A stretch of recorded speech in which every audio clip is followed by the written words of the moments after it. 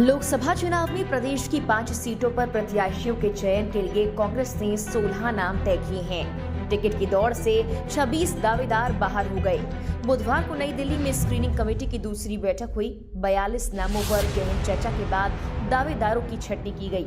5 सीटों पर पैनल में 16 नाम शामिल हैं। इसमें चुनाव न लड़ने की इच्छा जाहिर करने वाले दिग्गजों के नाम भी हैं। स्क्रीनिंग कमेटी की ओर से पैनल केंद्रीय चुनाव कमेटी को भेजा जाएगा, जिसके बाद पार्टी हाईकमान प्रत्याशी घोषित करेगी। बुधवार को नई दिल्ली में स्क्रीनिंग कमेटी के अध्यक्ष भगत चरण दास की अध्यक्षता में बैठक हुई। इसमें प्रदेश प्रभारी शैलजा कुमारी, प्रदेश अध्यक्ष करण महारा, नेता प्रतिपक्ष यशपाल आर्य, सदस्य नीरज डांगी, यशोमती ठाकुर मौजूद रहे। इस बैठक में हरिद्वार, नैनीताल, टिहरी, पौड़ी और अल्मोड़ा सीट पर टिकट के लिए दावा करने वाले दावेदारों के नामों पर चर्चा की गई। पार्टी की ओर से प्रत्याशियों को लेकर फीडबैक लिया गया।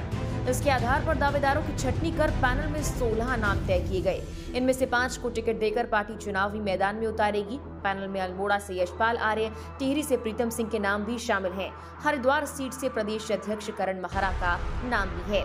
यशपाल और प्रीतम चुनाव नहीं लड़ने की इच्छा जाहिर कर चुके हैं, लेकिन पैनल में नाम से माना जा रहा है कि पार्टी हाईकमान चुनाव में भाजपा को टक्कर देने के लिए दिग्गजों पर ही दाव लगा सकती है।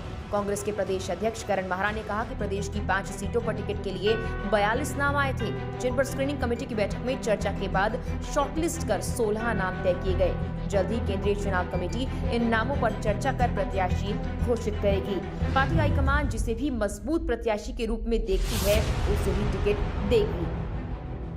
नेता प्रतिपक्ष यशपाल आर्य ने कहा कि स्क्रीनिंग कमेटी की बैठक में लोकसभावार प्रत्याशियों के चयन को लेकर चर्चा की गई। टिकट के कई बड़े दावेदार हैं। स्क्रीनिंग कमेटी की 1-2 दिन में अंतिम बैठक के पैनल केंद्रीय चुनाव कमेटी को सौंप दिया जाएगा। कांग्रेस ने 5 सीटों को जीतने का लक्ष्य रखा है। इसके लिए गहन विचार विमर्श के बाद प्रत्याशी घोषित किया जाएगा।